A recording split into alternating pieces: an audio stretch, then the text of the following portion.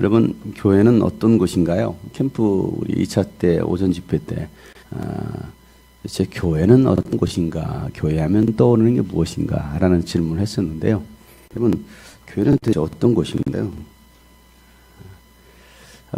저는 모대 신앙으로 자랐으니까 사실은 교회는 너무 익숙한 곳이고 저의 놀이터이기도 하고 제일 친숙한 곳이 사실은 교회였어요. 초등학교 때 수업으로 월가 가면 막 가서 막 그 부처상을 보면 째려보고 노려보고 막 그랬던 거기 가면 별로 기분이 안 좋은 그러면서도 교회 가면 참 마음이 편안하고 거의 저의 놀이터와 같았던 곳이 바로 교회였습니다. 어렸을 때부터 그렇게 교회 생활을 하고 그러다가 고등학교 때 정말 영적으로 예수님을 알게 되고 성령을 받게 되면서 성경이 이런 것이구나, 또 교회가 이런 것이구나 라는 것을 조금씩 알아가기 시작했어요.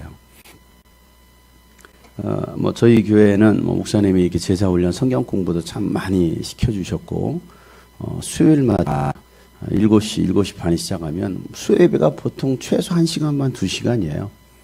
칠판 놓고 계속 가르치고 성경을 가르쳐주고 그런 시간들이었죠. 제가 은혜를 받고 나서는 항상 수요 예배 한 번도 빠지지 아니하고 수요 예배 참석하고 또 금요 예배 참석하고 또 성경 공부가 있으면 성경 공부를 참여하고 그 당시 학생들 몇 명 있었지만 학생들로서는 거의 유일하다시피 제가 그렇게 열심히 참여를 했는데 그러다 보니까 목사가 되었을지도 모르겠고요. 성경에 대해서 관심이 있고 또 성경을 배우고 싶은 마음 그런 마음이 있어서 그랬을 수도 있겠고 또 더군다나 목사님은 이게 부흥 강사 스타일이다 보니까 이제 부흥회도 많이 다니시기도 하고 또 부흥회 다니실 때마다 고등학교 때부터 제가 이제 목사님 부흥회를 따라다니면서 반주자로 반주하고 하면서 참 고등학생 때부터 이렇게 많이 전국을 많이 다녔어요.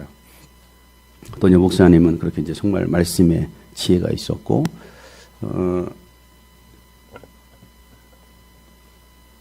목사님이 청년의 때가 아니죠. 결혼하시고 나서 30대 중간쯤 됐을 때 사업가로 성공하고 있었고 사업가로서도 잘 나가고 있었을 때에 중풍이 온 거예요. 반절 중풍이 와가지고 반절 마비가 오는 바람에 장모님이 권사님이신데 저기 기도원이 있다. 영한 기도원이 있으니까 그 내장산에 가보면 남경성 기도원이라고 있다. 거기는 웬만한 유명한 우리나라 내노라는 그런 능력의 강사들, 본강사들 거기서 은혜 받고 딱 했던 곳이니까 거기 가서 기도해라. 이제 병원에서도 안 된다고 하니까 어쩔 수 없이 이제 죽는 거 같으니까 병원에서 손댈 수 없잖아요.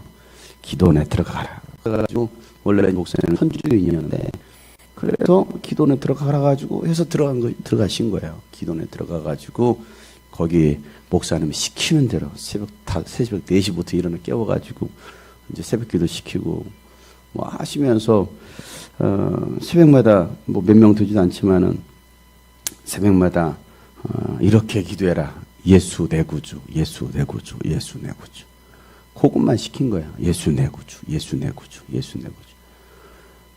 이걸 30분이고 1시간이고 2시간이고 3시간이고 하라고 하니까 이게 도대체 주문해 오는 것도 아니고 예수 내 구주, 예수 내 구주. 야, 예수 내 구주, 예수 내 하면 재미없으니까 이게 음을 만들어가지고 예수 내 구주, 예수 내 구주, 예수 내 구주, 예수 내 구주. 이렇게 해서 하라는 거야. 이게 기도가 되고 이게 믿음이 올 때까지 그렇게 하라는 거야. 그래서 이분이 그냥 시키는 대로 예수 내 구주, 예수냐 목사님 따라서 앞에서 강대상에서 예수 내 구주 하다가 이제 졸면은 조냐 예수 내 구주, 예수 기소리 안 들으면 조는 겁니다. 소리를 크게 하라고 예수 내 구주, 예수. 그러기를 한참을 하시다가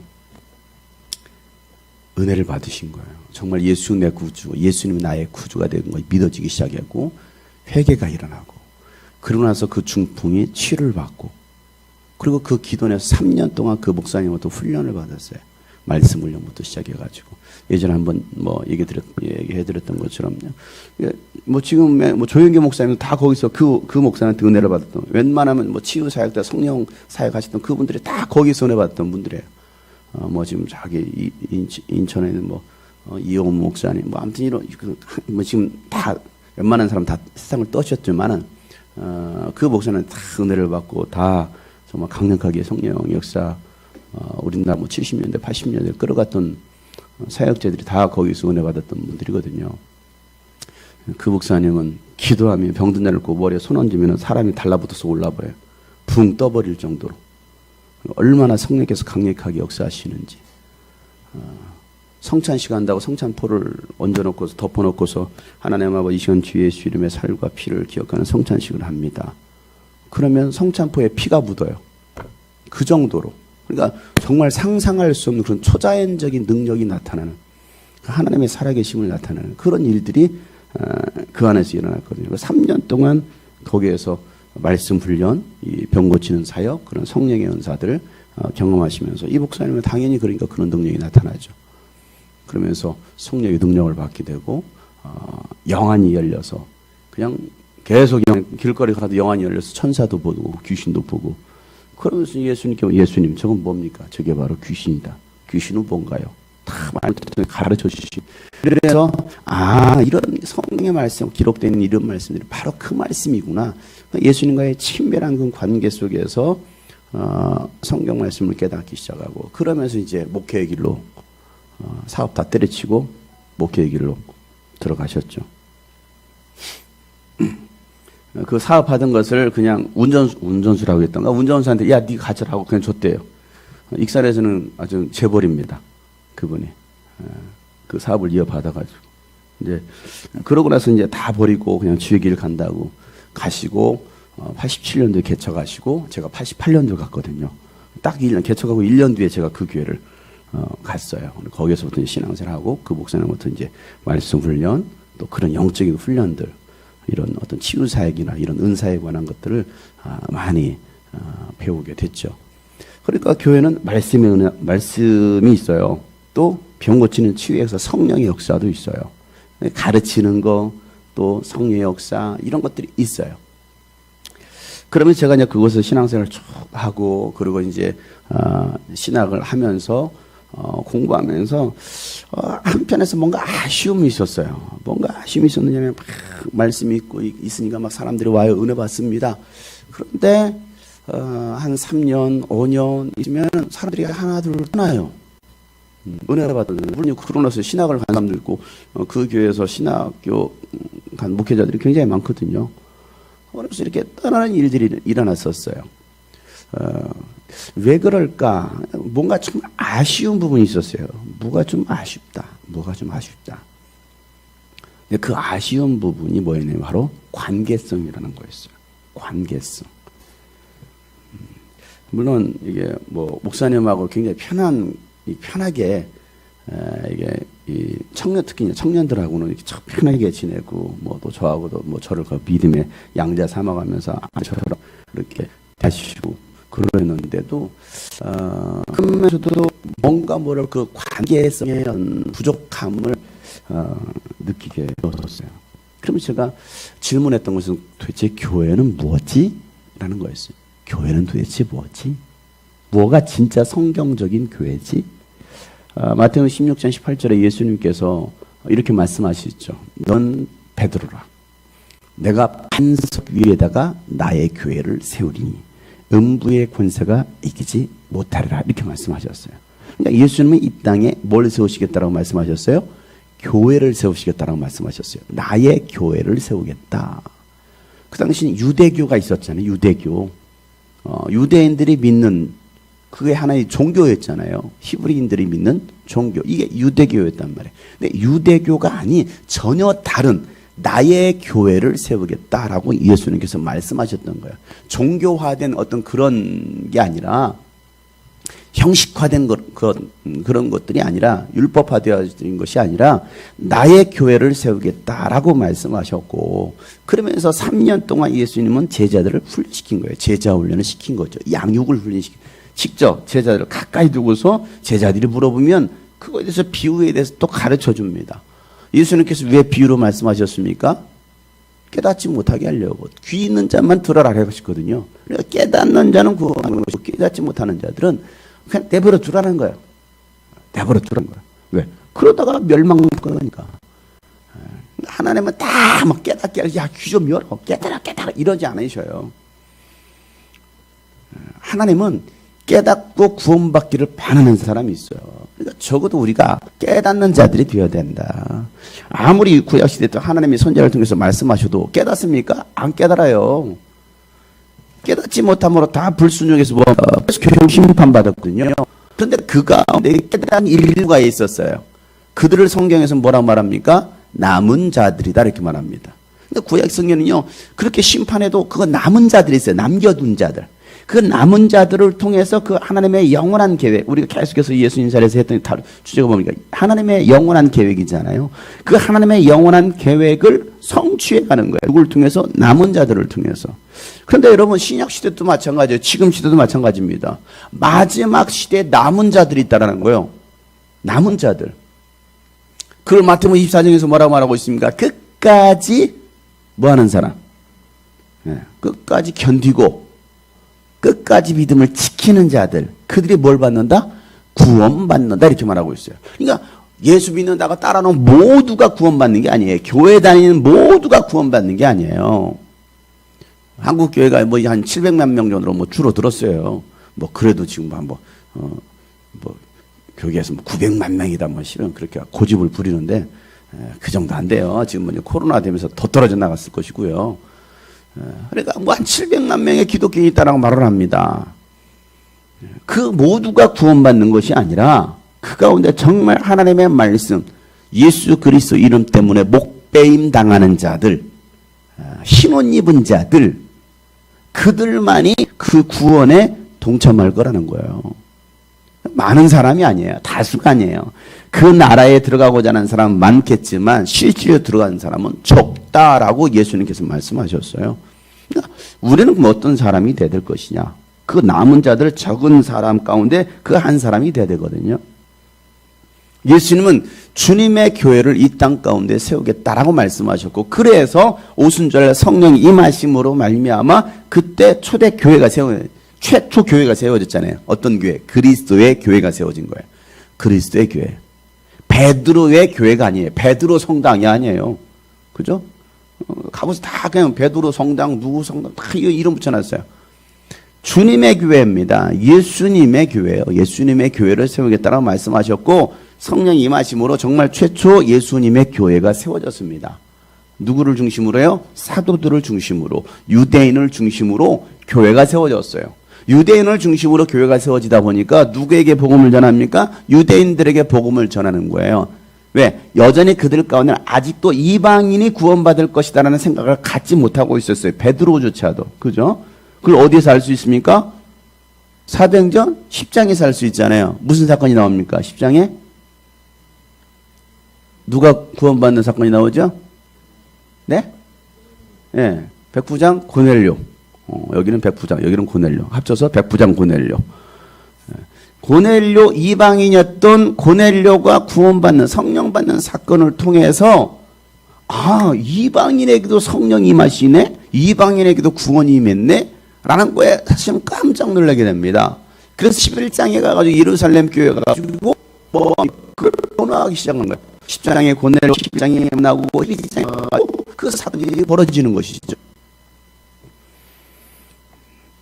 그러면서 이 복음이 이제는 예루살렘에서 온 유대지방 그리고 사마리아, 이건 사도행전 8장에 등장하죠. 누가?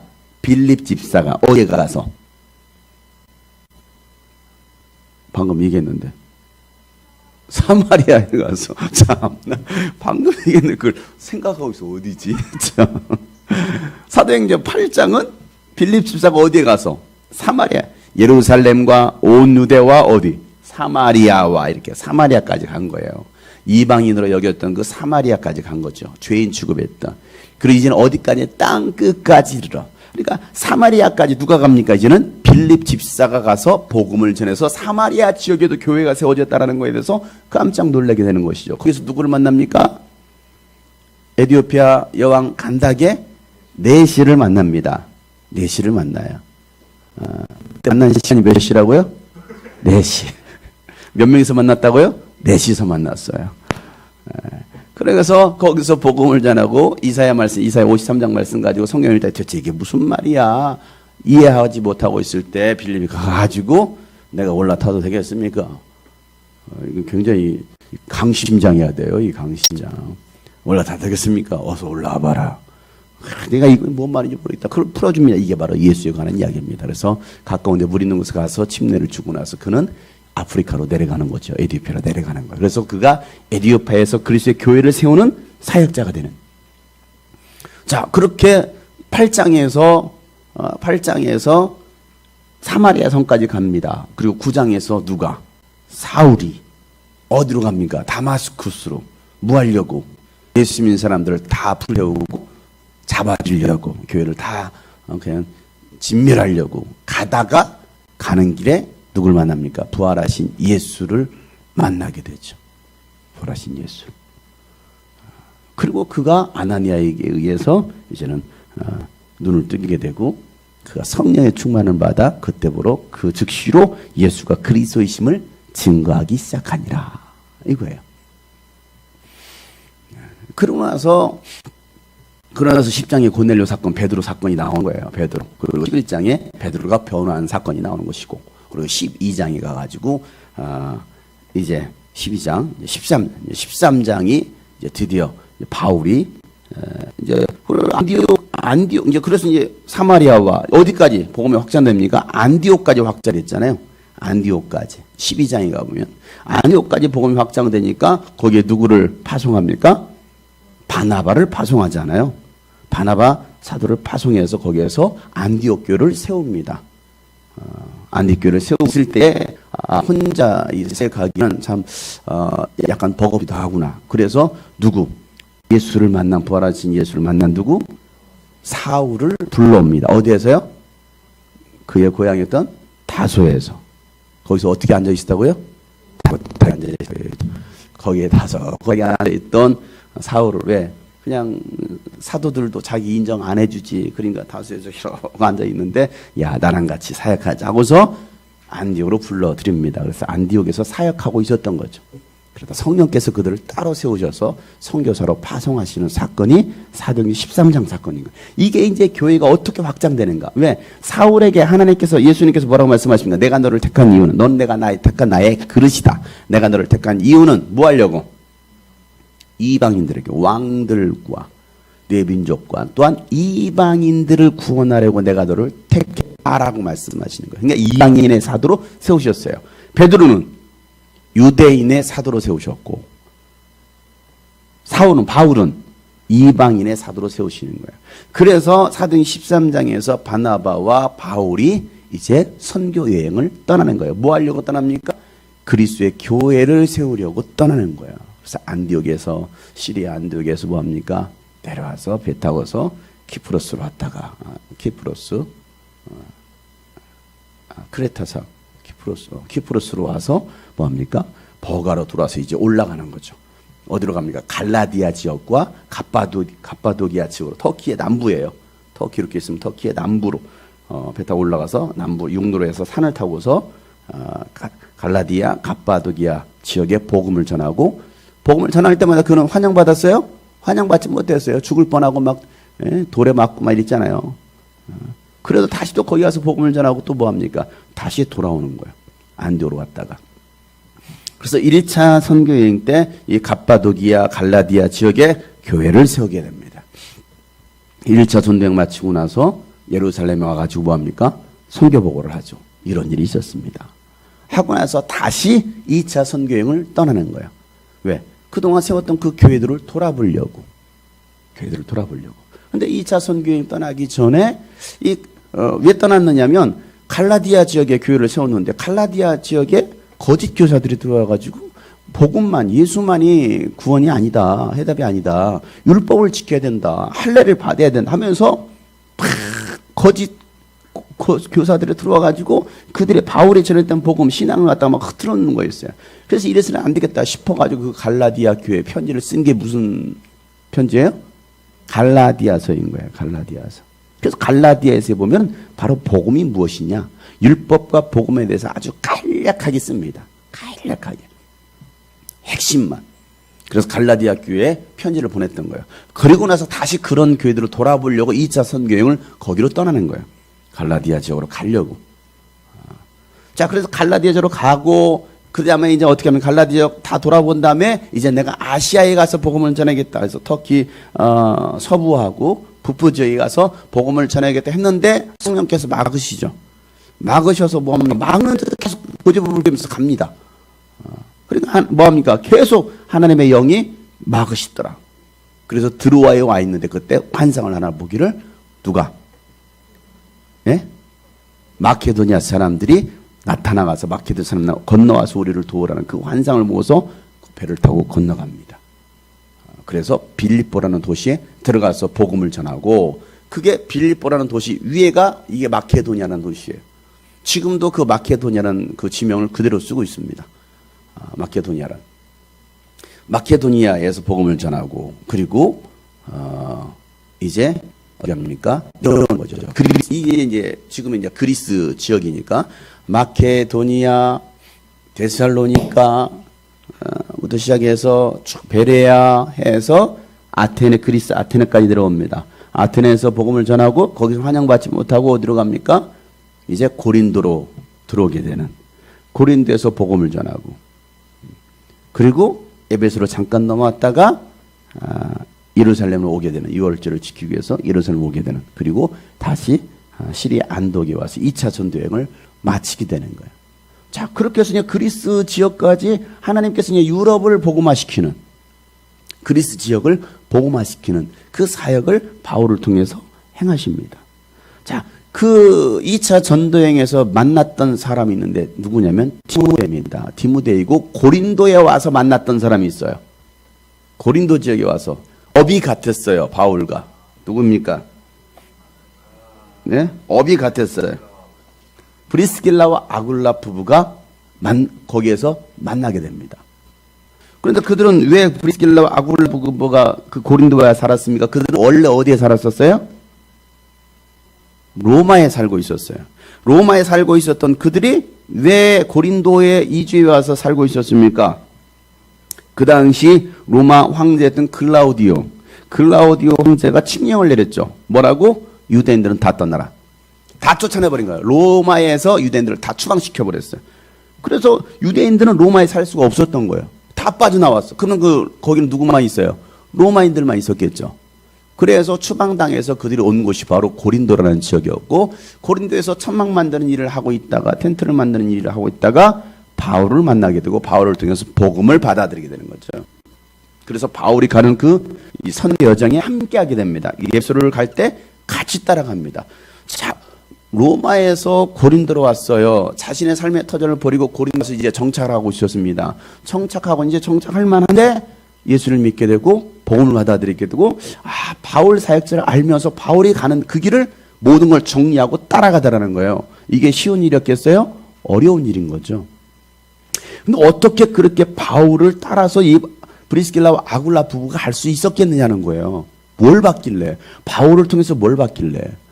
그리고 바울과 함께 에베소에 갑니다. 그 에베소에서 그들은 뭐 합니까? 함께 사역하는 거예요. 브리스길라와 아굴라 부부가. 그리고 바울은 예루살렘으로 와요. 왔다가 안디오로 하죠. 그리고 그들은 거기에 남겨져 있어요. 거기에서 이제는 에베소에서 교회를 세우는 사역을 하게 됩니다. 그러니까 그들은 뭡니까? 바울을 통해서 예수가 누구인지를 알았고, 바울을 통해서 교회가 어떠한 곳인지를 그들은 경험하게 되는 거예요. 오늘 읽었던 이 골로새 이제 4장 뒤에 보면 여러 사람들의 이름이 나옵니다. 이게 바울과 함께 사역했던 사람들의 이름들이에요. 또 로마서 16장에 보면 그 바울이 로마에 있었던 많은 믿음의 사람들 그 이름을 거론하면서 그들에게 문안합시오, 문안합시오 계속 그 얘기를 하고 있습니다. 바울에게서 굉장히 유익한, 로마서 쓸 당시는 바울이 로마를 갔었습니까? 가보지를 않았어요. 가지는 않았는데 이미 로마 안에 이 믿음의 사람들이 있었던 거예요. 그들은 어떻게 거기 가 있었겠느냐는 것이죠.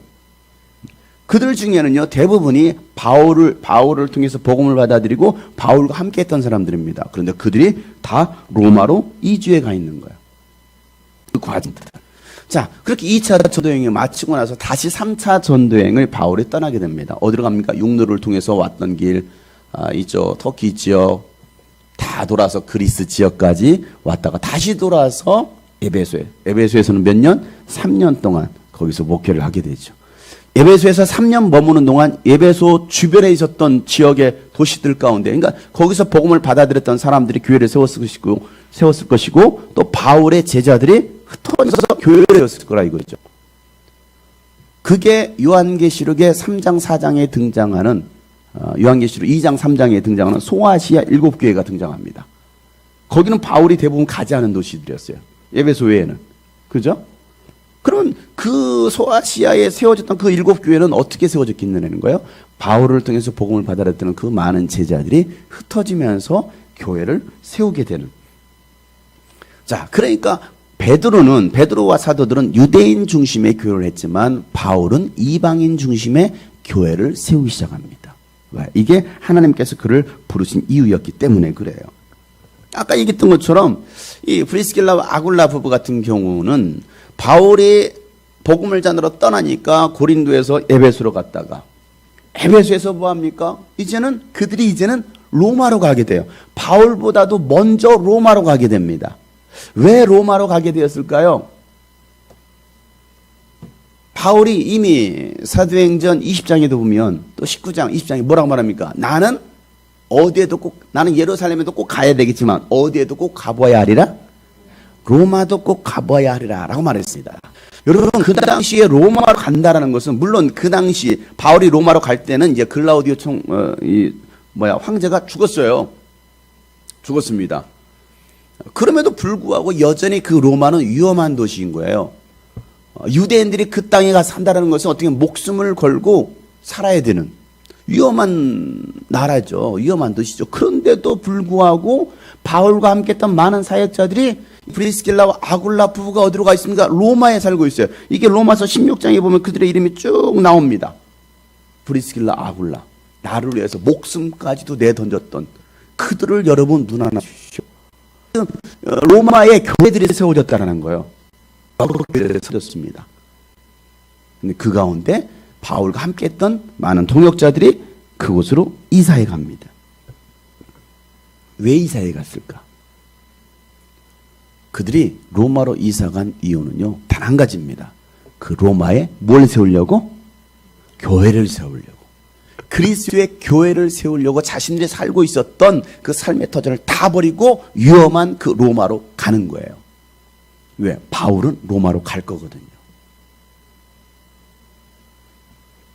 이게 성경에서 말하고 있는 굉장히 중요한, 오늘 다루고 있는 굉장히 중요한 것입니다. 그러면서 바울과 그들의 이름 한 사람 한 사람 이름을 대면서 계속 바울이 쓰는 표현이 뭐냐면 내 사랑하는 형제요 자매요 이런 표현들을 계속해서 씁니다. 그 엄청난 먼 거리를 그들은요 뭐 지금처럼 비행기가 있어서 가는 것도 아니에요. 생각해 보세요. 비행기가 있어서 갑니까? 아니요. 거의 다 육로나 해상로로 가잖아요. 얼마나 그게 뭡니까? 수천 킬로, 1000킬로, 2000킬로가 되는 그 거리를 그들은 가는 거예요. 뭐 하려고? 그리스도의 교회를 세우려고. 그리스도의 교회를. 쉽게 말하면 여러분들이 어디로 가느냐? 저기 필리핀으로 가는 2주에 가는 거예요. 라오스로 2주에 가는 거예요. 뭐 하려고? 그리스도의 교회를 세우려고. 돈 벌려고 가는 게 아니에요. 예수 그리스도의 교회를 세우려고. 그들은 하나님의 영원하신 계획을 알았던 거예요. 예수님께서 그리스도의 교회를 세우시겠다고 했던 그것을 알았기 때문에 그들은 단 한 가지 목적입니다. 교회 세우려고 한 것입니다. 누구를 통해서? 바울을 통해서 그리스도의 사랑을 알았고 교회가 무엇인지를 그들은 알게 됐다는. 그래서 이 바울과의 그 정말 이 끈끈한 사랑의 관계성, 그 관계성 때문에도 그들은 눈이라도 뽑아줄 정도로, 여러분은 저를 위해서 눈이라도 뽑아주시겠습니까? 그 정도로. 여러분, 이게 어느 정도의 관계가 될 때 여러분 이 될까요? 어느 정도? 자신의 생명의 위협을 받으면서도, 브리스길라 아굴라 부부 같은 경우 자신의 생명의 위협을 받으면서도 바울을 살려내는, 때로는 자신의 전 재산을 털어서 막 그렇게 돈을 써가면서까지도 바울을 구출해내고 보석금을 줘가면서까지도 풀어주는, 그런 일들. 그게 어떻게 가능했겠느냐. 그들은 모두가 교회가 어떤 것인지를 알았던 거예요. 교회는 어떤 것이냐. 사람이 중심이 되는 것이 아니라 예수가 중심이 된 교회라는 거죠. 머리 대신 예수 그리스도에 의해서 모든 몸된 지체들이 그 예수님의 지시를 따라서 명령을 따라서 세워져 가는 것, 그리스도의 몸을 세우는 것, 이것이 바로 교회다라는 것을 그들은 압니다. 그래서요, 이 교회는요, 이 관계성이라는 거예요. 관계성. 그냥 예배 한번 마치고 그냥 떠나 안녕히 계세요. 떠나고 그냥 밥만 먹고 가고 이게 관계성이 아니고요. 정말 끈끈한 관계성. 그냥 남남이 아니라 정말 가족된, 하나님 나라의 영적 가족된 관계성을 말하고 있는 거예요. 이 안에서 뭐 할까요? 이 안에서 서로 부딪히고 지난번에 얘기했잖아요. 교회 별로 갈등이 없고 문제가 없는 데들은요, 뭡니까? 관계성이 없으니까 주일날, 아유, 안녕하세요, 집사님, 아유, 권사님, 장로님, 이렇게 인사하고요, 네, 한 주간도 잘 지내시고요, 평안하십시오. 이겁니다. 굉장히 업무적이죠, 그죠? 업무적인 거예요. 그 정도 되면요, 교회 큰 시험거리 없어요, 문제 없어요. 왜? 조직을 운영하려고 하니까. 그래서 다 조직 관리합니다. 누가 안 왔네? 내일 당장, 월요일날 당장 신방전사님 가세요. 조직 관리해야 되니까. 왜 안 오셨어요? 뭐 하신다고요? 대부분의 교회가 이 조직 관리를 하고 있습니다. 근데 이게 조직 관리가 아니라 정말 관계성이 돼야 되거든요. 영적인 관계성. 그러다 보니까 이 관계성 안에 들어오면 당연히 갈등이 있어요. 갈등이 없겠습니까? 갈등이 있어요. 부딪힙니다. 위기도 닥칩니다. 수많은 문제들을 만나게 됩니다. 그런 문제들을 가지고서 뭡니까? 지지고 볶고 싸우는 거예요. 막 싸우는 거예요. 싸우다가 그렇다고 머리끄댕 싸우라는 게 아니고요. 그런 갈등, 내면의 갈등을 막 다를 수 있으니까. 사람이 다 다르잖아요. 여기도 한 2,000명 앉아있지만 여러분 다 다르잖아요. 생각도 다르죠. 성향도 다 달라요. 신앙, 영적 수준도 다 달라요. 그래 여러분 함께 하다 보면 부딪힐 수가 있는 것이거든요. 그래도 뭡니까? 그 안에서 결국은 깎아져가는. 그래서 이 안에서 그리스도의 사랑의 공동체가 되어지는, 그래서 형제와 자매가 되는 그리스도의 몸을 세워가는 것. 그들은요 이런 문제들을 극복한 거예요. 우리 교회 안에서 일어나고 있는 갈등의 문제들 충분히 있을 수 있습니다. 이걸 우리가 어떻게 극복할 것이냐지, 아유, 난 저 갈등 겪고 싶지 않아. 나 피할래. 지난번에 첫 1차 때 추교성 목사님 와가지고 피스메이커에 관한 말씀을 나눴죠. 회피하는 사람이 있잖아요. 피하는 사람이 있어요. 회피하다 못해 그냥 극도로 하는 사람 뭐 한다고 있어요? 그냥 자살한다고 있죠. 그러니까 교회 안에서도요, 뭐 부딪히기 싫으면, 싸우기 싫으면요, 회피합니다. 주님이 오면요, 회피합니다. 11시에 갔다고? 그런 거예요. 왜? 부딪히기 싫으면, 싸우기 싫으니까. 근데 교회는 어떤 것입니까?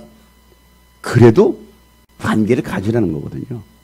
그러니까 많은 사람들이요, 우리 교회도 그런 사람도 있어요. 저랑 눈을 피하는 사람도 있어요. 주일 와도 이렇게 딱 피하는 사람, 고개 돌리는 사람이 있었고요. 많아요. 뭐 청년이든 어른이든 상관없이 다들 그래요. 그러니까 또 여러분들도 그럴지도 몰라요. 누군가 딱 마주치면요, 피하는 거예요. 그냥 대하고 싶지 않은 거예요. 대면하고 싶지 않은 거예요. 부딪히려다 계속 하니까 에이 차라리 그냥 회피하자, 편하자. 그게 내가 편해. 여러분 그게 편한 게 아니고요. 교회가 하나가 되지 못하는 거예요. 교회가. 그래서 교회에 가장 필요한 것이 무엇입니까? 평화다라는 것을 말하고 있잖아요. 평화. 이 평화는 무엇으로 이루어진다라고 말했습니까? 바로 그리스도의 사랑으로만 이루어질 수 있다라고 말했거든요. 그리스도의 사랑으로 모든 성도들이 하나가 될 때에 교회가 샬롬이 되는 거예요. 평안해지는 거예요. 근데 그리스도의 사랑으로 하지 않으면요, 어떻게 됩니까? 그냥 계속 시끌시끌합니다. 시끌시끌해요. 늘 그냥 아주 그냥 분란이 많은 거예요. 그래서 예수 그리스도의 이 평강이 우리 교회 가운데 그냥 흐르게 하려면 결국에는 우리가 한 몸이 되는, 예수 그리스도의 사랑으로 하나가 되는, 그럴 때 이 교회가 그런 토양이 뜰 때만이 가능하다. 그것은 머리 대신 예수님의 말씀을 모두가 따라야 된다는 거예요. 자, 예수님이 우리 교회 모든 성도들에게 지시하시는 거예요. 명령하시는 거예요. 그런데 안 따라.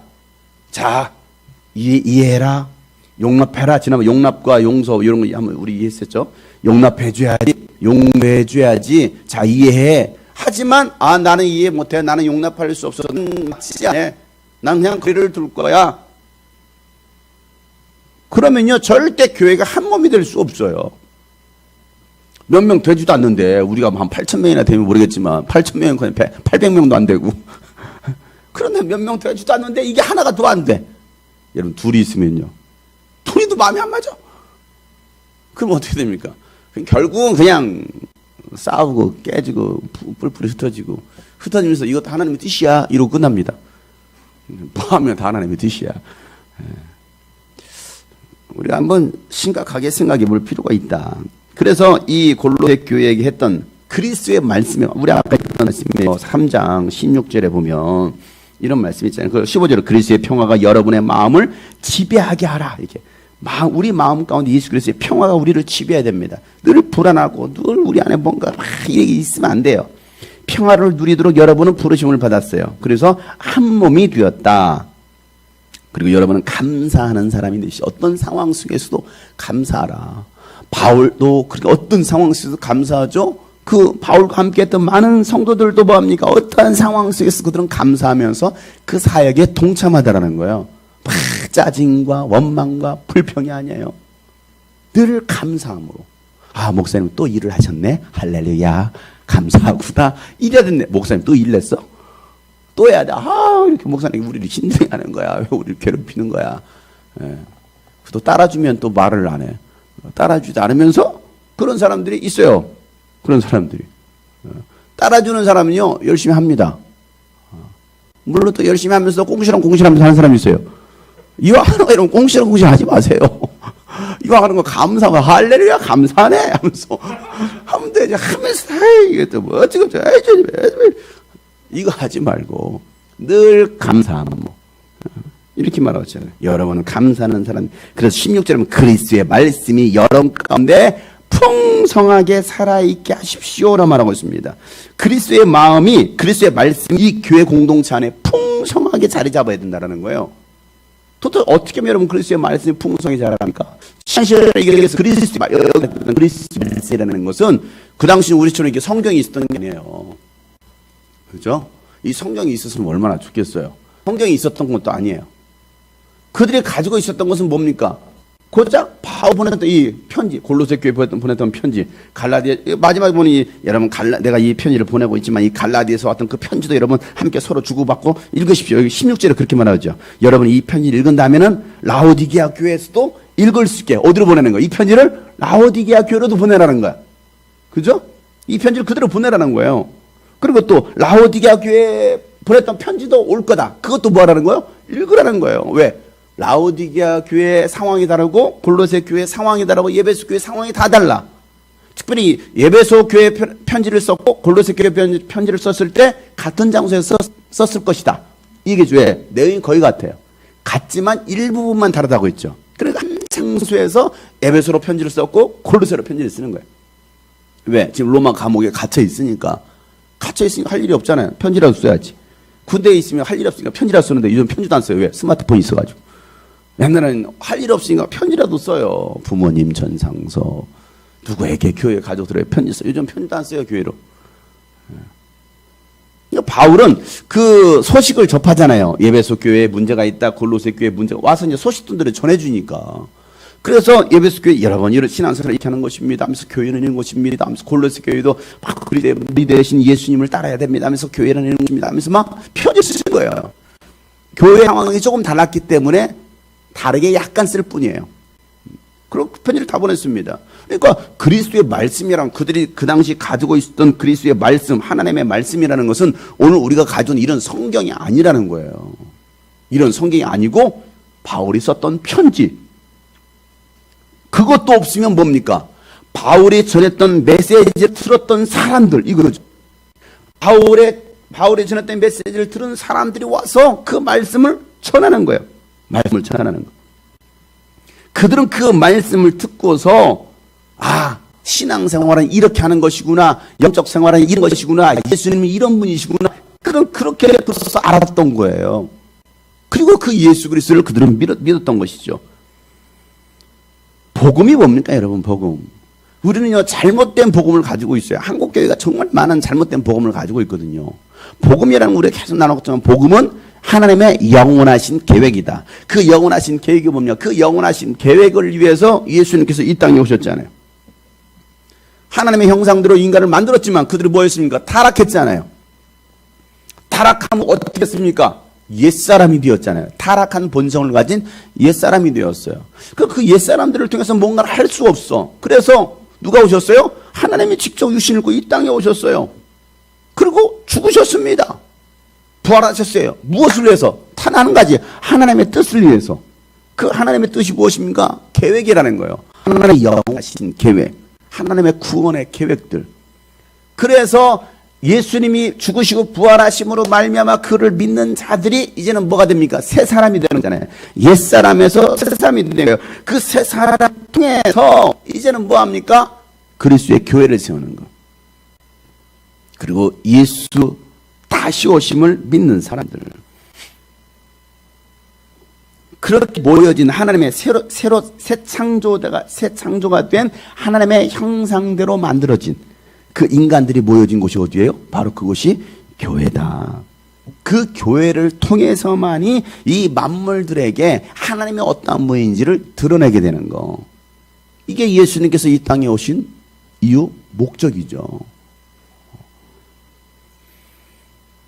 근데요, 우리 신앙이요, 하나님의 목적으로 이 성경도 봐야 되고, 우리가 하나님의 말씀을 그렇게 받아들여야 되는데, 하나님의 목적이 아니고요, 그냥 거의 인간 중심의, 성경도 하나님 중심으로 보는 게 아니고, 하나님 시각으로 보는 게 아니고, 내 시각으로 보는 거예요. 내 시각. 어느 시점으로 성경을 보느냐고요. 내 시점으로만 보니까 예수님 나를 위해서 죽으셨어. 예수님 나를 위해서 부활하셨어. 예수님 나에게 복을 주셔야 돼. 예수님 내가 기도하니까 예수님 내 기도 들어줘야 돼. 왜? 이건 다 내 시점인 거예요. 그러다 보니까 그냥 나를 위해서 나에게 모든 것이 다 맞춰져 있습니다. 그래서 영적인 것이든 육적인 것이든 나의 필요를 다 채워달라는 거예요. 영적이든 육적이든 나의 필요를 채워달라는 거거든요. 그러니까 그런 어떤 육적인 어떤 인본주의적인 그 수준에서 벗어나지 못해요. 우리가 신본주의로 성경을 봐야 되는데 신본주의로 보지 못하고 인본주의로 보는 거예요. 그러니까 하나님 내 영혼이 갈급합니다. 내 영혼 채워주세요. 이것도 다 내 영혼 채워주세요. 영적인 기도 같은데 내 영혼 채워주세요. 뭐 하려고? 나 좋으려고. 기분 좋아지려고. 예수님 내가 육체로 이런 건 부족합니다. 육체로 이것도 채워주세요. 다 나 중심인 거예요. 나 중심. 여러분 성경은요 우리가 하나님의 목적에 맞춰서 봐야 됩니다. 하나님의 뜻과 하나님의 계획과 하나님의 목적 이걸 봐야 되거든요. 이 그리스도의 말씀이라는 것은 바로 그겁니다. 여러분들이 그 그리스도의 말씀이 여러분 가운데 풍성히 살아있으십시오. 그러니까 그들은 모였다 하면 뭐합니까? 이 골로새서 그리스도의 말씀, 에베소에서도 그리스도의 말씀 다 무엇입니까? 영원하신 하나님의 뜻이거든요. 그러니까 이들은 모였다 하면 뭘 얘기하고 있어요? 이것을 얘기하고 있는 거예요. 예수 그리스도에 대해서. 예수께서 이 땅에 왜 오셨는가? 하나님의 영원하신 뜻이 무엇인가? 하나님의 영원하신 계획이 무엇인가? 하나님의 목적이 무엇인가? 그들은요 이걸 들었고 이걸 전하는 거예요. 바울은 와서 이걸 전했던 거예요. 에베소서를 보세요. 골로새서를 보세요. 필립보서를 보세요. 계속해서 그 얘기만 하고 있잖아요. 예수님이 누구이신가? 교회가 어떠한 곳인가? 그리고 그 예수님이 다시 오실 것이다. 여러분은 그 예수를 기다리십시오. 이 땅에서 그들이 순결한 시우가 되어서 이 땅에서 정말 청결한 삶으로 끝까지 믿음을 지켜야 됩니다. 그들만이 구원을 받을 수 있습니다. 이런 얘기지. 어디 바울 서신에 여러분 잘 먹고 잘 사세요. 성공하세요. 좋은 길이 열릴 거예요. 이런 얘기 써진 데서 한번 찾아보세요. 그런 얘기가 아니라는 거예요. 어떻게 우리가 크리스찬으로서 그리스도인으로서 예수의 자리로 살아갈 수 있을 것인가? 이게 바로 하나님 믿는 그리스도인들이 살아가야 될 삶의 이유이고 목적입니다. 라고 말하고 있는 것이죠. 그 일을 위해서 사도들을 세운 거예요. 사도들. 복음을 전하는 자들. 에베소서에 보면은 말씀을 전하는 자, 그죠? 말씀 전하는 자, 목사와 사도와 교사, 말씀 전하는 자 아닙니까? 그러니까 교회는요, 이렇게 말씀을 전하고 말씀을 가르치는 지도자가 있고 말씀을 받아서 또 여러분들이 전하는 사람들이 있어요. 그러니까 목회자와 성도의 차이가 그겁니다. 지난 우리가 금요일날도 그런 말씀, 우리가 만인제사장이라서 그러면 뭐 목사님 우리랑 다 똑같네, 뭐 다 제사장인데 뭐. 여러분 이렇게 착각해서는 안 됩니다. 교회는요, 가르치는 자가 있어요. 가르치는 지도자가 있어요. 요즘 이런 사람들이 있어요. 이런 교회가 있어요. 아유, 뭐 목회자도 타락하고 뭐 다 타락했어, 많이 변질했어. 그냥 우리끼리 모여서 예배합시다. 우리끼리. 그래서 가정에서 모여가지고요, 아니 뭐 홀을 빌려가지고요, 그냥 교인들끼리 모여서 우리가 예배합시다. 돌아가면서 설교합시다. 오합지졸에 그런 교회를 만들어가는 사람이 있어요. 요즘도 그런지 모르겠지만 서울의 한 교회는 그 담임 목사님이 죽었어. 암인가 뭐 죽었는데 그대로 그 목사님의 설교 영상을 계속 틀어놓은 거예요. 매 주일마다 틀어놓고, 그냥 목사님, 담임 목사님 없고 그냥 부목사님들이 있고, 죽은 목사님이 담임 목사님이에요, 여전히. 제가 죽었는데 유튜브 잔뜩 있잖아요. 이번 주 틀어놓은 거예요, 계속. 그 목사님 와서 목사님 설교하시겠습니까? 영상에 나와서 설교하는 거예요. 근데 더 놀라운 것은요, 그 후로 그 교회가 더 많이 부흥했대요. 무슨 일인지 모르겠지만. 근데 암병이 아니군요. 자살해서 죽었거든요. 암하고 자살하고 완전히 다르잖아요. 자살해서 죽었어요. 아주 뭐 유명한 분이신데, 자살해서 죽은 목사님의 설교를 틀어놨는데 교회가 더 부흥하더라. 교회가 갈수록 이상한 교회들이 많이 나오게 됩니다. 교회는 그런 구조가 아니에요. 교회는요, 주님의 말씀을 전하는 사람이 있고, 그리고 성도들을 돌보는 사역자들이 있다는 거예요. 그러니까 목회자가 할 일이 뭐냐, 목사가 하는 일이 뭡니까? 여러분들을 세우는 거예요. 여러분을 가르치는 거예요. 그래서 여러분으로 하여금 그리스도의 몸을 세우게 하려고. 이게 목사가 할 일이고 성도가 할 일이라는 거예요. 말씀은요, 이와 같이 서로 저도 여러분에게 말씀을 나눕니다. 그러면 또 여러분들은 모여서 뭐 합니까? 여러분들도 모여서 말씀을 나누는 거예요. 이게 서로 화답하고 또 말씀으로 계속 가득 차라. 그리스도의 말씀이 여러분 가운데 풍성히 살아있게 하라는 말이 바로 그 말입니다. 모였다 하면 뭘까요? 말씀을 나누는 거예요. 아까 얘기했던 성경이 없었으니까, 그들은 모였다 하면, 앉았다 하면 뭐 얘기하는 거예요? 예수 그리스도의 말씀을 나누는 거예요. 앉았다 하면. 간증하라고 하면요, 그들은요, 앉았다면 예수 그리스도에 관한 말씀으로 은혜를 나누는 거예요. 뭐 양육할 때든 우리 뭐 모임할 때든, 요즘 뭐 셀 모임도 이렇게 뭐 목장 모임도 좀 잘 이루어지고 있지 않지만은, 우리 이렇게 한번 여러분 그동안 한동안 있었던 삶을 한번 나눠봅시다. 똑같아요. 그냥 뭐 똑같죠 뭐. 할 말도 없어요. 그러면 전 속으로 자랑이다. 그게 지금 할 말이라고 합니까, 여러분? 똑같아요. 똑같아가 저는 그렇게 돼요. 똑같아요. 할 말이 없는 거예요. 그리스도의 말씀을 나누는 말씀이 없는 거예요. 아니, 주일 말씀 딱 끝나고 밥 먹고 한 1시간 정도밖에, 1시간? 45분밖에 안 지났거든요. 45분 지나서 모여서 우리 나눠봅시다. 방금 무슨 말씀이 어떤 은혜를 받았습니까? 기억이 하나도 안 나요. 아니, 45분 전에 들은 말씀도 기억이 안 난대요. 그 말이 무슨 말일까요? 내 안에 말씀이 없다라는 거예요. 말씀이 없으니까 나눌 얘기가 없는 거예요.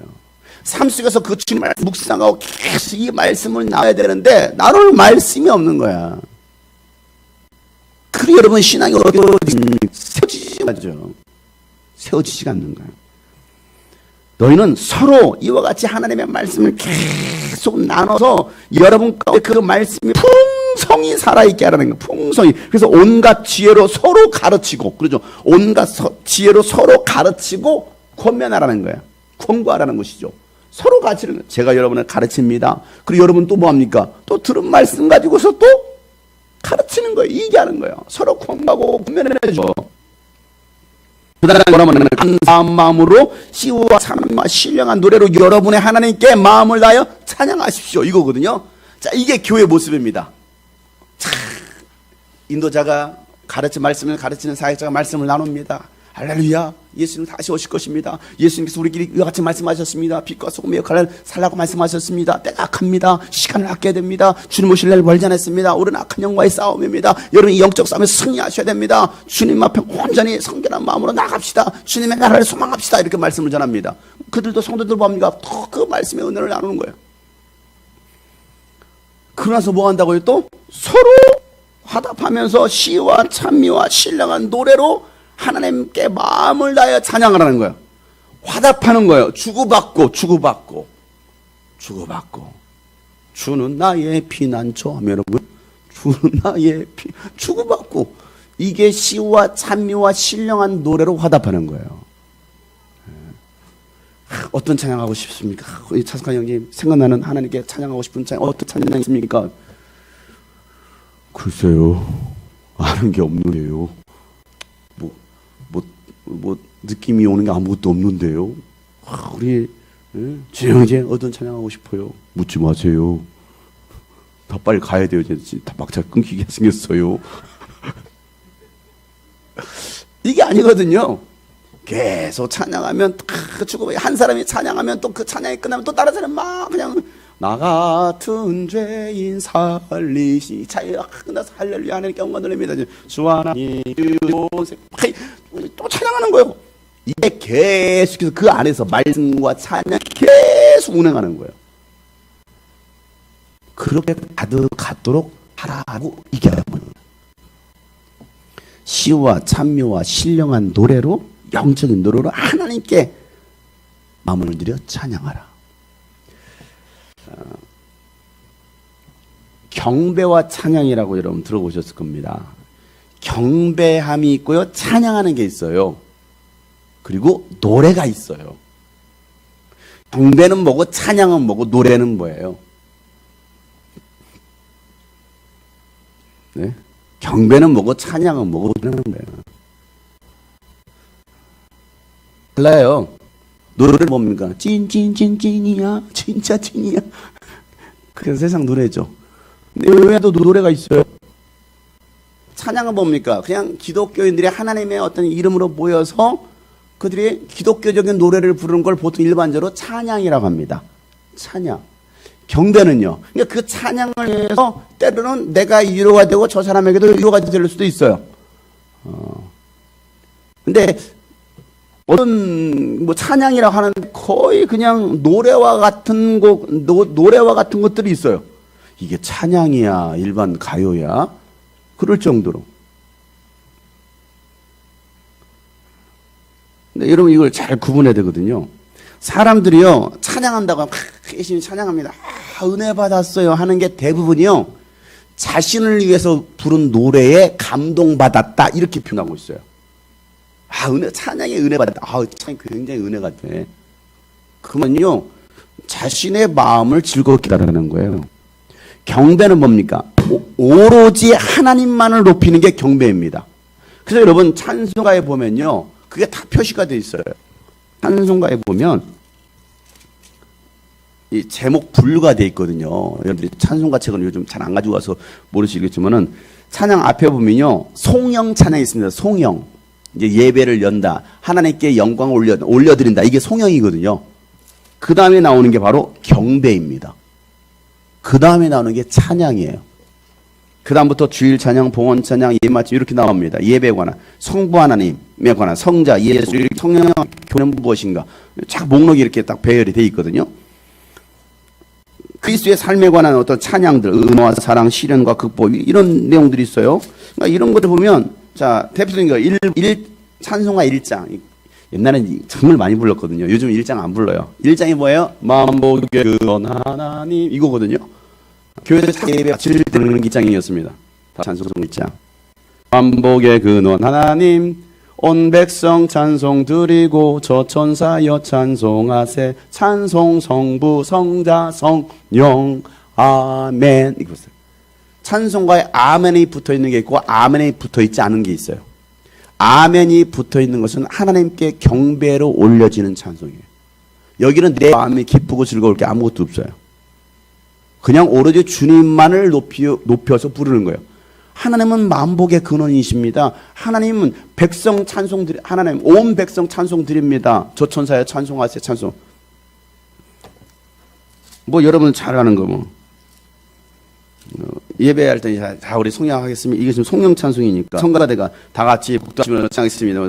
보통 그는 성부 성자와 성령 찬송과 영광 돌려보내세 대초로부터 지금까지 하면서 성가대가 부릅니다. 그러고 나서 이제 이제 목사님 예배를 인도하죠. 이런 것들. 자, 그러고 나서 경배 찬양이 나와요. 경배 찬양. 뭐 여러분들이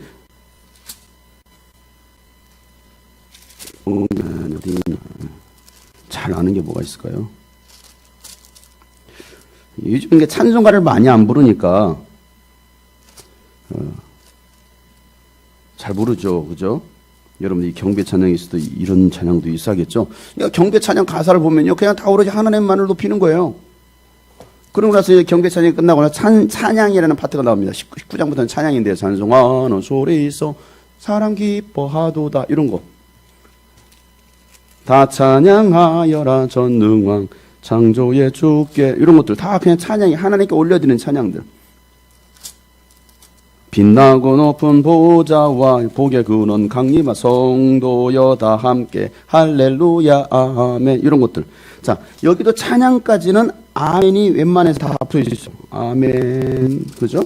경배와 찬양 가운데는 아멘이 대부분 붙어 있습니다.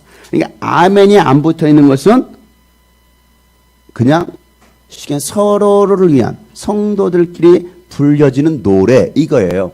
그러니까 아멘, 찬송가에 아멘 붙어 있는 것은 하나님께 올려드립니다요. 하나님께 올려드립니다. 주 예수 이름 높이여 다 찬양하여라 금면류관을 들여서 만유의 주 찬양 금면류관을 들여서 만유의 주 찬양. 아 즐겁다, 내 마음 편안해 이럽니까? 아니에요. 이런 거 여러분 위로받지 못해요. 왜? 경배와 찬양은요 우리에게 위로가 되라고 부르는 찬양이 아니거든요. 오로지 하나님을 높이는 거예요. 그러니까 젊은 세대들이 찬송가를 안 좋아해요. 왜? 나에게 위로가 안 된다는 거예요. 내 기분이 좋아지지 않는다는 거예요. 예배는요 내 기분하고는 상관이 없다고 했잖아요. 내 기분이 좋아지는 건 아무 상관없어요.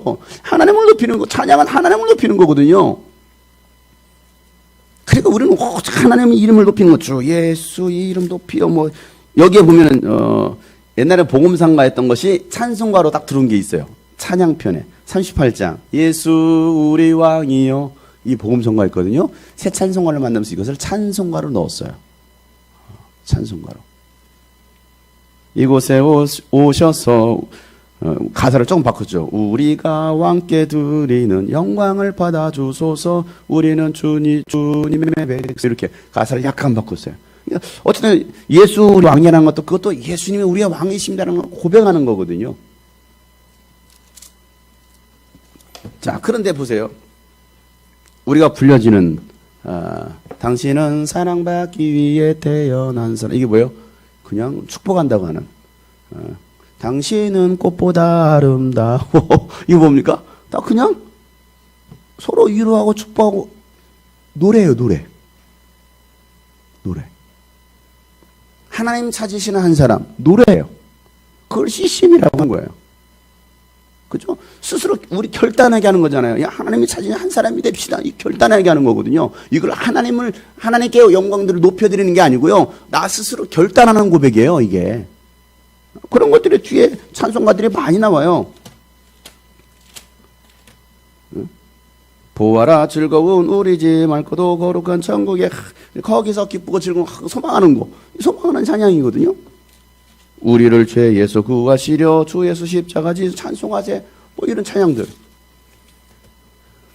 그러니까 진짜 우리가 하나님 앞에 경배와 찬양을 올려드려야 되는데 경배와 찬양을 올려드리고 이 서로 화답해야 되는 그게 아니고 그냥 자기들 좋은 노래들을 부르는 거예요. 그리고 거기서 즐거워하고 있어요. 위로받았다고 하고 은혜 받았다고 하고.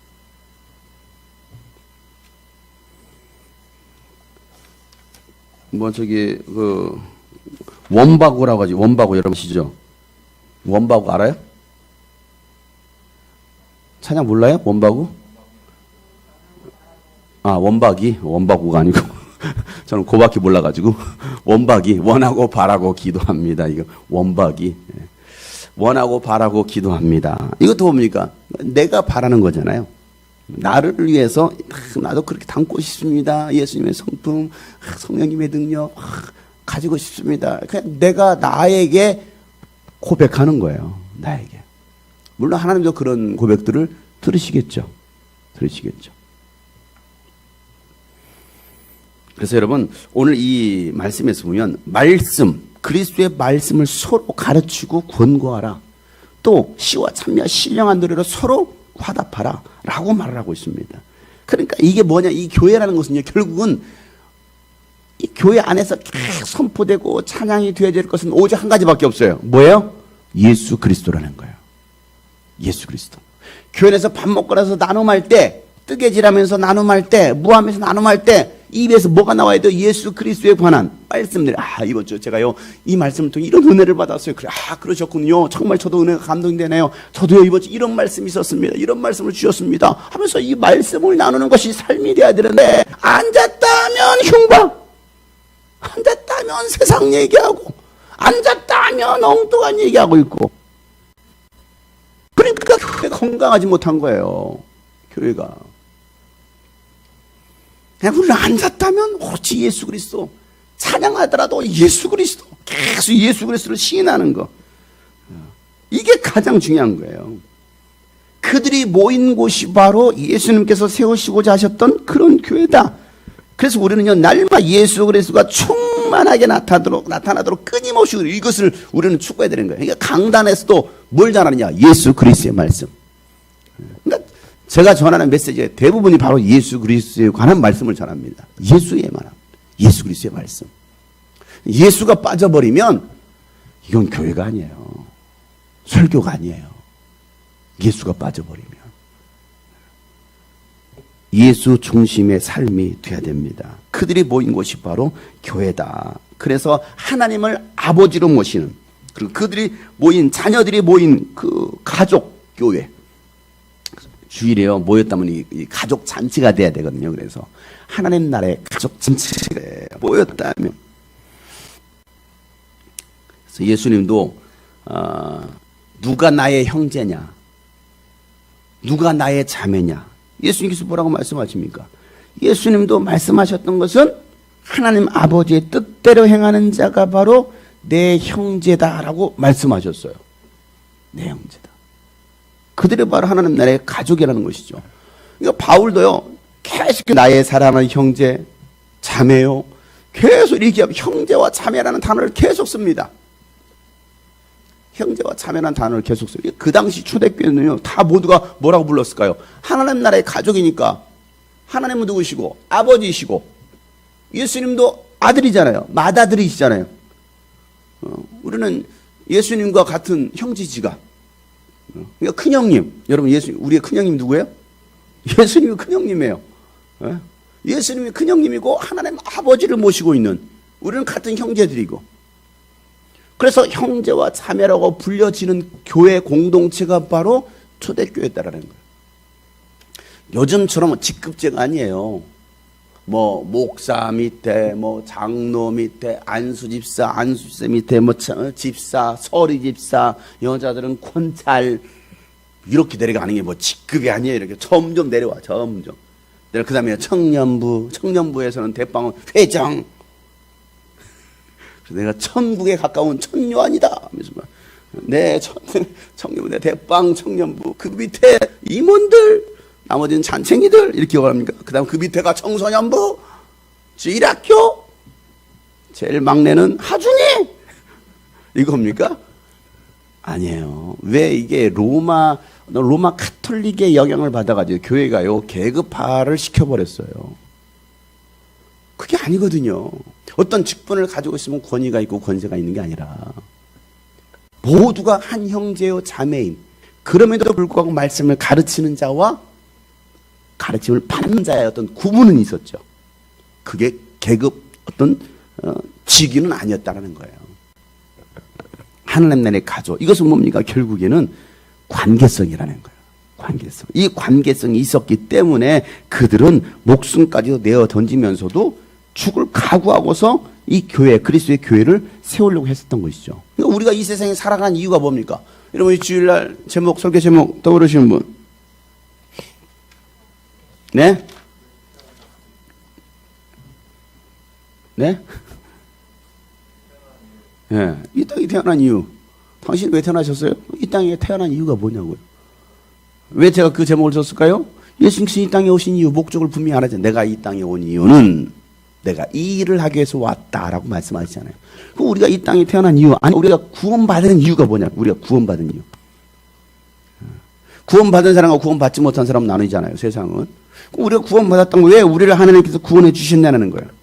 성경에서는요, 이걸 지속적으로 얘기하고 있습니다. 로마서 14장 7절부터 9절에 보면, 우리 중에 누구든지 자기를 위해 사는 자가 없고 자기를 위해 죽는 자도 없고, 우리가 살아도 주를 위해 살고 죽어도 주를 위해서 죽나니, 그러므로 사나 죽으나 우리는 주의 것이로다. 이를 위하여 그리스도께서 죽었다가 다시 살아나시니 곧 죽은 자와 산 자의 주가 되려 하십니다. 라고, 살아도 주를 위해 죽어도 주를 위해 라고, 이게 우리가 살아가는 이유, 죽는 이유다라고 말하고 있습니다. 고린도전서 6장 19절부터 20절 말씀에도 너희 몸은 너희가 하나님께로부터 받은 너희 가운데 계신 성령의 전주를 알지 못하니 너희는 너희 것이 아니라 값으로 산 것이 되었으니 이제 그런즉 너희 몸으로 하나님께 영광을 돌려라 이렇게 말합니다. 우리의 몸으로 하나님께 영광을 돌리라는 거예요. 고린도 후서 5장 15절 말씀에도 저가 모든 사람을 대신해 죽으심은 산자들로 하여금 다시 저희 자신이 살지 않고 오직 저희를 대신해 죽었다가 다시 사신 자를 위하여 살게 하려 합니다. 이렇게 말하고 있습니다. 지금까지는 나를 위해 살았어요. 이제는 내가 예수 그리스도를 만나며 살림을 받았다고 하면 이제는 내가 누구를 위해 살아야 되냐. 바로 예수 그리스도를 위해 살아야 된다고 말씀하고 있는 거예요. 그럼 다 그만두고 다 신학교하고 다 목사가 되라는 얘기일까요? 아니잖아요. 그죠? 여전히 자기의 주어진 그 일들을 하면서 복음을 전하는 자의 삶을 살아가는 거. 예수 그리스도를 높이고 예수 그리스도를 드러내는 그 삶을 살라. 갈라디아서 2장 20절 말씀, 우리가 얼마나 잘하는 말씀입니까? 내가 그리스도와 함께 십자가 못 박혀 죽었나니 근데 내가 사는 것이 아니요 내 안에 오직 그리스도 사신 것이라. 내가 육체 가운데 사는 이유는 뭡니까? 나를 사랑하셔서 나를 위해서 자기의 몸을 내어주신 하나님의 아들을 믿는 믿음 안에 사는 것이다 라고 말하고 있어요. 그러니까 이제 나를 위한 삶이 아니다. 우리가 구원받은 것은 나를 위한 삶이 아니다라고 말하고 있거든요. 여러분 누구를 위한 삶을 살고 있나요? 많은 기독교인들이 거의 대부분 나를 위해 살아가고 있어요.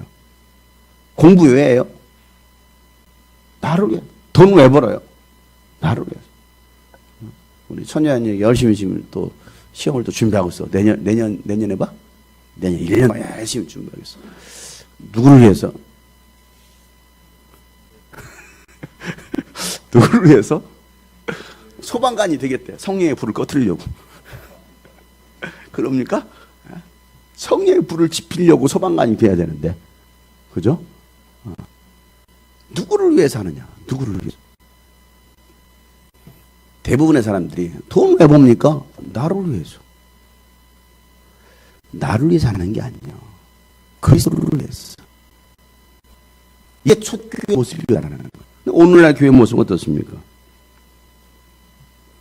교회가 그렇게 하고 있지 않아요. 한 예로 다윗을 예를 들어보세요. 다윗은 죽을 때까지요, 정말 한 가지 소원이 있었어요. 물론 그도 실수하고 죄를 범하기도 했잖아요. 그걸로 책망도 받았잖아요. 그럼에도 불구하고 하나님께서 다윗을 향해서 뭐라고 하냐면 그는 내 마음에 합한 자다. 그는 내 마음에 쏙 든다 이렇게 말했어요. 죄 지었는데요, 허물이 있었는데도요. 왜 그렇게 말했을까요? 그럼에도 불구하고 그는 항상 하나님 앞에 죄를 지었을 때 그 즉시 엎드려 회개했을 뿐만 아니라 그 마음 한 곳에 있었던 것이 내가 하나님의 전을 짓고 싶었던 거예요. 아니 하나님의 장막은 저 천막에 거하고 왜 나는 이렇게 화려한 궁전에 삽니까? 나는 이런 화려한 궁전에 난 살고 싶지 않사. 하나님께 주신 복으로 내가 누리고 있는데 나는 너무 이게 부담스럽습니다. 하나님을 위해서 내가 성전을 짓겠습니다. 이때 하나님은 짓지 마. 너무 많이 네 손으로 피려졌어. 넌 짓지 마. 내가 사람의 손으로 지은 곳에 있지 않아. 라고 말씀하심에도 불구하고 다윗은 나는 그럼에도 불구하고 하나님의 성전을 짓고 싶습니다. 시편 132편 1절부터 5절에 보면요.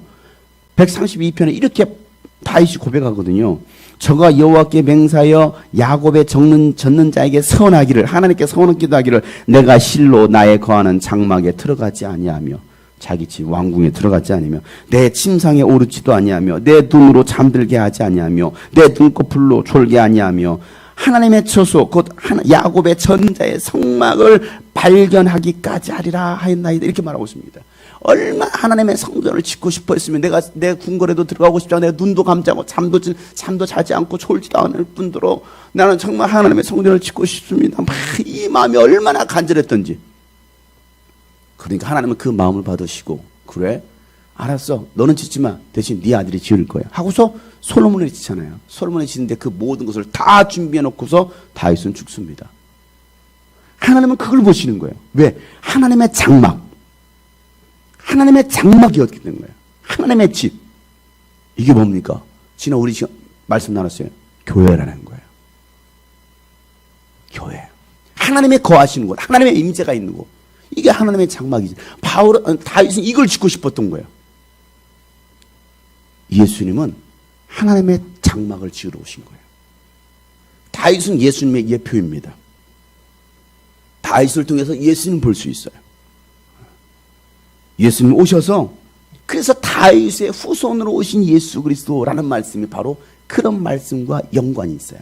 다윗은 하나님의 집을 짓고 싶었던 거예요. 하나님의 집이 교회이기 때문에. 그래서 예수님께서 뭐라고 말씀하십니까? 주의 전을 사모하는 열심이 나를 삼키리라, 이렇게 말하고 있습니다. 주의 전을 사모하는 열심, 하나님의 성전. 그러니까 오셔가지고 막 성전을 정결케 했던 게 뭡니까? 뒤엎었던 것이, 이것은 하나님의, 만민이 기도하는 집이야, 이건 하나님의 집이야 라고 말씀하시는 거예요. 그리스도의 교회를 세우시는 거예요. 우리 평생의 소원이 뭡니까? 그래서 오늘도 하나님은 그 하나님 마음에 합한 사람을 찾고 계시는 거예요. 다윗과 같은 사람. 하나님의 관심은 건물이 아니었던 거예요. 나는 사람의 손으로 지은 곳에 구하지 않는다. 성전을 헐라, 내가 3일 만에 다시 세우리라. 그러서 세우신 거예요. 부활하심으로 어떤 새 성전을 세우신 거예요. 우리가 하나님의 성전이 되었잖아요. 하나님의 성전이 모인 그들이 모여진 곳이 바로 교회, 하나님의 집, 하나님의 가족 공동체, 이걸 세우시기를 원하셨다는 거예요. 그래서 이 교회 공동체, 이 주님이 꿈꾸신 교회 공동체를 통해서 하나님을 나타내는 거예요. 어디에? 만물 가운데, 세상 가운데 하나님은 살아계신다. 예수님은 살아계신다. 예수님 바로 만왕의 왕이시다. 예수님은 다시 오신다. 이걸 전하게 하시려고. 그곳이 바로 예수님의 자리이고, 우리가 있는 곳이 바로 그곳이고, 이곳이 바로 그곳이 되어야 되는 겁니다. 오늘도 주님은, 이 하나님의 관심은 건물이 아니에요. 수십억 수백억짜리 화려하게 지어진 그 건물이 하나님의 관심은 아니에요. 우리는 건물이 필요해요. 우리 교회 공동체가 모이기 위해서 건물이 때로는 필요해요. 이게 좀 과하다 싶으면 우리는 그냥 다른 데 이사 가면 돼요. 지난 아까 그러더라고요. 평촌 우리 이사 왔던 그 교회가 다시 나왔대요. 그 목사님이 내놓고 지금 또 다른 데로 가시려나 봐요. 다시 거기로 갈까요? 평촌으로? 수민이가 제일 가까워지겠지? 바로 집 앞이니까. 예. 여러분, 필요에 의해서, 아니 너무 좁아, 너무 좁아서 그냥 좀 넓은 공간이 필요해. 그럼 갈 수 있는 거예요. 이게 우리의 관심은 아니라는 거예요. 그렇잖아요. 근데 많은 사람들이 건물에 얼마나 많은 돈을 투자합니까? 막 수백억을 투자합니다. 건물 화려하게 시작합니다. 정작 중요한 이 사람은, 이 관계성을 유지될 사람에는 별로 관심 없어요. 아니, 관심 있어요. 어디에? 어른들에게. 어른들은 그래도 헌금을 하잖아요. 11조 하고 돈이 되잖아요. 학생들은 돈이 안 돼. 헌금이 들어와서 뭐 얼마나 합니까, 애들이. 키가 내가 1,000원, 2,000원. 돈이 더 안 나가졌지. 관심을 안 주는 거예요. 말로는 다음 세대를 세워야 된다. 다음 세대를 살려야 된다. 말은 그렇게 하는데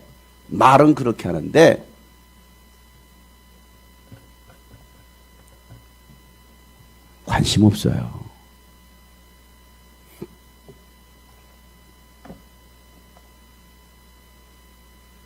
그 어린이 사역 다음 주 인형극 사역 하러 가요. 인형극 사역 하는데 목사님 와서 인형극 전도 집회 좀 해주세요. 그래? 알았어. 그런데 인형극은 탈인형극은 뭐 여러분 정보를 알려드릴게요. 탈인형극을 공연하러 가면 기본이 150만 원이에요. 여러분 우리 복화술 부르잖아요. 복화술 얼마에 우리가 주는지 아십니까? 교통비까지 해가지고 60만 원 주거든요. 그 수제자가 왔을 때 이런 거 공개해도 되나? 뭐 공개해도 되겠지 뭐. 그렇게 일반적으로 해요. 그 우리나라 복화술 1인자 그분은 100만 원을 드립니다. 한 번 1시간 따고 오면 1시간에 100만 원. 일반 사회 기업체 가면 더 불러요. 교회니까 100만 원이에요. 교회니까 1시간. 복화술은요. 안녕하세요. 네, 안녕하세요. 이거 하고 가는데 인형하고 놀아주고 한 시간 하고 가는데 100만 원이에요. 난 그래서 우리 청년 이거 하라는 거야. 이런 거 배우라고. 그러면서 복음을 전하라고 이걸로. 복음 전하잖아요. 복음 전하는 도구가 되잖아요. 어떻게 막 인형하고 말 얘기하면서 막 말장난하면서 놀아주는 건데도 복음을 전할 수 있잖아요. 여기 하나님의 사랑. 그게 하는 거잖아요. 손을 빼보세요. 여러분들은 손이 있습니다. 이게 하나님의 손입니다. 하잖아요. 그러니까 간접적으로 복음을 전하는 거거든요. 재밌게 하면서. 우리도 하나님의 손이 없으면 우리는 죽은 시체와 같습니다. 근데 하나님의 손이 붙들리니까 인형이 다시 말을 하네요. 살아났네요. 여러분 하나님의 손을 붙들어야 됩니다. 이렇게 얘기하잖아요. 이거 1시간이거든요. 100만 원이에요. 난 그래서 우리 청년들 이런 거 하라는 거지. 복음도 전할 수 있고.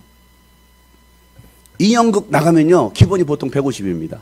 인형극 공연을 나가면. 그래서 제가 얘기를 했어요. 얼마 줄 건데? 기본이 150이야. 얼마 줄 건데? 깜짝 놀래. 150이요? 야, 복화술도 우리 60만 원, 100만 원 주죠. 인형극은 사람이 몇 명인데, 출연자가 몇 명인데. 우리 보통 여러분 인형극 하니까 이거 만들어서 하니까 여러분 항상 우리는 그렇게 하니까 별거 없는 것처럼 생각하는데 여러분 이게요. 그래서 인형 탈 하나 사는데 몇십만 원이에요. 탈 제작해서 판매하는 게 몇십만 원이고요. 빌리는 데만 해도 렌탈하는 데만 해도 10만 원이에요. 빌리는 데만 해도.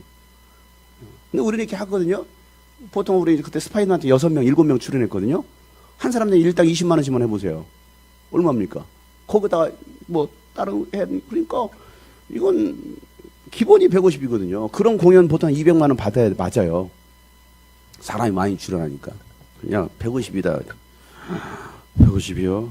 근데 우리가 돈 벌려고 하는 거니 우리 선교회잖아. 선교 차원에서 할인을 해줄게. 할인을 해줄게. 반땅 칠까? 그래서 일단은 장로님하고 의논을 해보겠다는 거야. 교회 장로님하고. 그래, 의논해봐. 근데 이건 무료로 할 수 있는 게 아니야. 왜? 이렇게 돼버리면 이건 다른 업계에 이건 큰 타격을 주는 거기 때문에 우리가 뭐 맨날 이거 주업을 하는 것도 아니고. 의논 좀 해봐. 제가 50만 원을 불렀어요. 50만 원을 처음에. 50만 원 이건 말이 안 되는 건데 이거. 사람이 몇 명 하는데 50만 원 이거 하면 안 되는 건데. 제가 굉장히 자존심 상해서 2년 전에요. 대전으로 집회하러 갔거든요. 목사님 이틀 와서 집회 주세요. 제가 보통 어린이 집회를 하던 보통 2시간씩 막 온몸을 던져가면서 하잖아요. 그래서 이틀을 집회를 해달라는 거예요. 그래서 네 그래요. 그래서 사례비는 어떻게? 저는 정해놓고는 다니지 않습니다. 그냥 교회에서 생각하시는 대로 그냥 준비하시는 대로 주시면 됩니다. 그래서 그래요. 좀 어려워서요. 뭐 교회가 작은 게 아니고 가봤는데 큰 교회더라고. 교회가 어려워서요. 그래서 2번 집회해 주시고 목사님 사례비 50만 원 책정했습니다. 그래서 50만 원 책정했는데 그래요. 감사합니다. 그랬어요. 감사합니다. 숙소는요? 숙소 해드려야 돼요? 그럼 제가 찜질방 알아서 할게요. 그럼 또 상의해 볼게요. 그랬더니 목사님 숙소까지 하게 했습니다. 그러더라고. 알겠습니다. 감사합니다. 그래서 숙소까지 받았어. 사례비 50만 원 받고 이틀 동안 죽으라고. 가끔 제가 이렇게 집회 나가면 100만 원, 200만 원씩 받는 줄 아는 우리 교인들도 있더라고요. 이게 어른 기준인데 어린이 사이 그렇거든요. 나가 쭉 해도 10만 원, 20만 원, 30만 원 정도 정말 많이 주는. 50만 원 사례비. 네, 뭐 제가 돈 벌러 가는 것도 아니고 가서 복숭을 하겠습니다. 갔더니 청와대에서 그러더라고. 제가 왜 방을 달라고 했느냐면요. 목사님 이번 재정이 좀 없어요. 애들을 위해서 물놀이를 빌렸는데 100만 원 들어가가지고요. 2시간 빌렸는데 100만 원 들어서요. 재정이 없어서요. 목사님 죄송해요.